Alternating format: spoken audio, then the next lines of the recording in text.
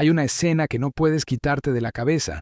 Un hombre frente a un espejo, solo, intentando forzar una sonrisa con sus propios dedos porque su cara ya no sabe hacerlo sola.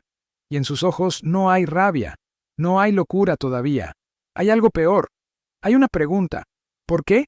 No en el sentido de por qué me pasan estas cosas a mí, sino en el sentido más profundo, más oscuro, más filosófico. ¿Por qué existe el sufrimiento? ¿Por qué el mundo está construido de esta manera? ¿Por qué nacer si la vida es esto? Un filósofo alemán del siglo XIX pasó toda su vida intentando responder esa pregunta. Se llamaba Arthur Schopenhauer. Era tan pesimista que sus contemporáneos lo evitaban en las cenas. Y tenía, posiblemente, más razón que cualquier otro filósofo de su época. Arthur Fleck y Arthur Schopenhauer. Dos Artures. Un mismo diagnóstico sobre la vida. Y lo que vamos a descubrir hoy es que El Joker de 2019 no es una película de villanos. Es la adaptación cinematográfica más fiel que existe del filósofo más oscuro de la historia occidental. Para entender el Joker, necesitamos entender a Schopenhauer. Y para entender a Schopenhauer hay que aceptar que algunas verdades no son cómodas. Schopenhauer partía de una pregunta simple. ¿Qué mueve el mundo? Su respuesta lo cambió todo, no la razón como decía Descartes, no el espíritu como decía Hegel. Lo que mueve el mundo es lo que Schopenhauer llamaba la voluntad. Una fuerza ciega, irracional, sin propósito ni dirección, un impulso que empuja a todos los seres vivos a existir, a desear, a sobrevivir, sin preguntarse nunca para qué. Y aquí viene el problema. Porque esa voluntad nunca se satisface. Consigues lo que deseas y aparece un deseo nuevo. Eliminas un dolor y surge otro. La vida no es un camino hacia la felicidad. Es una oscilación perpetua entre el sufrimiento de querer y el aburrimiento de haber obtenido. Schopenhauer lo decía sin rodeos. La existencia es sufrimiento. No como accidente ni como castigo, como condición estructural. El sufrimiento no le pasa a la vida. El sufrimiento es la vida. Pero añadía algo más, algo que la mayoría olvida cuando habla de él. El sufrimiento se multiplica con la conciencia. Cuanto más inteligente eres, cuanto más sensible, cuanto más capaz de percibir el mundo como realmente es, más sufres. La lucidez no protege, condena. Arthur Fleck es el hombre más lúcido de Gotham, y Gotham lo destruye por eso. Arthur Fleck no empieza como monstruo, empieza como alguien que intenta ser comediante porque cree que hacer reír a la gente tiene valor. Intenta cuidar a su madre porque es lo que se hace. Intenta seguir las reglas de un sistema que le promete que si te esfuerzas, si eres bueno, si aguantas, algo mejora. En términos de Schopenhauer, Arthur todavía está atrapado en la ilusión. En lo que el filósofo llamaba el velo de Maya, la creencia de que el mundo tiene sentido, de que el esfuerzo produce recompensa, de que hay una lógica moral detrás de cómo se distribuyen el dolor y la fortuna. Pero Gotham, esa ciudad que es una metáfora tan transparente que duele, le demuestra sistemáticamente que esa lógica no existe. Lo golpean en la calle, lo humillan en el trabajo, el sistema de salud le quita la medicación, el hombre que creía su padre lo niega. La mujer de la que se enamora no lo conoce. El comediante que admira se burla de él en televisión. Schopenhauer diría que Arthur no tiene mala suerte. Arthur simplemente está viendo el mundo sin el velo. Está percibiendo la voluntad en su forma más desnuda, indiferente, ciega, sin ningún interés en su bienestar ni en su destrucción. Simplemente ajena. Y eso, para Schopenhauer, es lo más aterrador que un ser humano puede experimentar. No el mal, la indiferencia. La risa de Arthur Fleck no es una elección. Es una condición neurológica. Ríe cuando está aterrorizado, cuando está triste, cuando está en dolor. Su cuerpo produce la señal equivocada en el momento equivocado. Es la metáfora más perfecta que podría haberse elegido para ilustrar a Schopenhauer. Porque para Schopenhauer, toda expresión humana, el arte, la risa, el llanto, la violencia, es una respuesta a la voluntad que nos habita y que no podemos controlar. No somos agentes racionales tomando decisiones libres. Somos instrumentos a través de los cuales la voluntad se expresa, y a veces esa expresión no tiene ningún sentido desde afuera. Cuando Arthur mata a los 3 hombres del metro, algo se rompe en él. Pero no de la manera en que esperamos. No hay culpa inmediata. Hay algo que se parece peligrosamente al alivio. Schopenhauer tenía una explicación para eso también. Decía que hay momentos en que la voluntad, al expresarse sin restricción, produce una especie de liberación temporal, no felicidad, sino la ausencia momentánea de la tensión acumulada de suprimirla.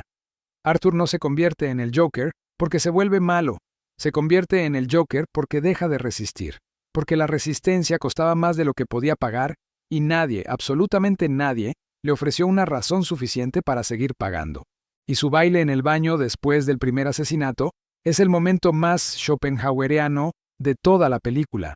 No es celebración, es la voluntad moviéndose a través de un cuerpo que finalmente dejó de oponerse. Pero aquí viene el problema. Y es un problema que Schopenhauer sí intentó resolver, aunque la película no lo muestra. Schopenhauer no terminaba en el sufrimiento, proponía salidas. La primera era el arte. Decir que en los momentos de contemplación estética, cuando escuchas música, cuando te pierdes en una pintura, la voluntad se silencia temporalmente, el deseo cesa, el dolor cede. Hay un instante de paz que no depende de conseguir nada. La segunda, más radical, era la compasión. Reconocer que el otro sufre exactamente como tú, que la voluntad que te habita a ti es la misma que lo habita a él, y que desde ese reconocimiento, desde ese ver tu propio dolor reflejado en el ajeno, nace el único fundamento posible de la moral. La tercera era la negación de la voluntad, la renuncia, el ascetismo, dejar de desear, no como depresión sino como liberación consciente del ciclo del querer. Arthur Fleck no encuentra ninguna de esas salidas, no tiene acceso al arte como refugio real, no encuentra compasión en nadie que se la ofrezca primero, y en lugar de negar la voluntad, la amplifica hasta convertirla en espectáculo. El Joker no es la solución de Schopenhauer al sufrimiento, es lo que pasa cuando alguien llega al diagnóstico correcto sin acceso a ningún tratamiento, y eso convierte la película en algo más perturbador que un origen de villano. Es una crítica social disfrazada de filosofía pesimista. El problema no es solo Arthur, es un sistema que fabrica Arthures y luego se sorprende de los Jokers. Entonces, ¿Arthur Fleck es una víctima o un monstruo? Schopenhauer respondería que esa pregunta está mal planteada, porque el marco de víctima o monstruo asume que hay agencia real, que hay elecciones completamente libres, que Arthur en algún punto podría haber tomado un camino distinto con la misma facilidad que elegir entre dos menús. Y la filosofía de Schopenhauer, junto con lo que sabemos hoy de trauma, de neurología y de pobreza estructural, dice que eso no es cómo funciona el ser humano. Arthur no eligió sufrir, no eligió el sistema que lo ignoró, no eligió la enfermedad mental, no eligió la violencia que recibió antes de ejercerla. Pero tampoco eso lo absuelve de lo que hace, porque Schopenhauer también decía que el reconocimiento del sufrimiento ajeno, la compasión, es posible incluso para los que más sufren, que hay personas que atraviesan el infierno y salen con más humanidad, no con menos.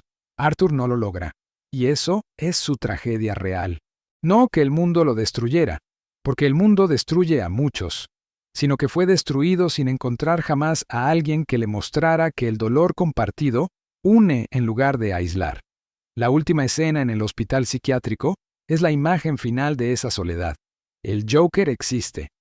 Arthur Fleck, en algún lugar muy dentro, todavía pregunta por qué, y nadie le responde. Schopenhauer quería sacudirnos. Quería que dejáramos de fingir que el sufrimiento es una excepción, un accidente, algo que le pasa a otros, y empezáramos a verlo como lo que es, la condición base de la existencia, que solo se transforma cuando somos capaces de reconocerla en el otro. Joker hace exactamente lo mismo, pero con Joaquín Phoenix y una banda sonora de Hildur Guðnadóttir que te aplasta el pecho. Y quizás la pregunta real que los dos nos dejan no es si Arthur merecía lo que le pasó. La pregunta es ¿cuántos Arthures conoces? ¿Cuántas personas en tu vida están sosteniendo un dolor que nadie ve porque lo disfrazan de mal carácter, de rareza, de distancia? ¿Cuántas veces pasaste al lado de alguien que estaba justo en ese momento frente al espejo, intentando forzar una sonrisa? Eso es lo que Schopenhauer quería que te preguntaras. Y si esta pregunta te incomodó, dímelo en los comentarios. ¿Sientes empatía por Arthur Fleck o crees que la película romantiza la violencia? Porque las dos posturas tienen argumentos filosóficos serios detrás. Y el debate dice mucho sobre cómo entendemos el sufrimiento y la responsabilidad. Si te gustó este video, dale like y suscríbete. Cada semana tomamos una obra de la cultura pop y la pasamos por el filtro de los grandes filósofos de la historia. La próxima semana, Mad Men y el existencialismo. Don Draper, la identidad falsa y la pregunta de si puedes construir una vida sobre una mentira. No te lo pierdas.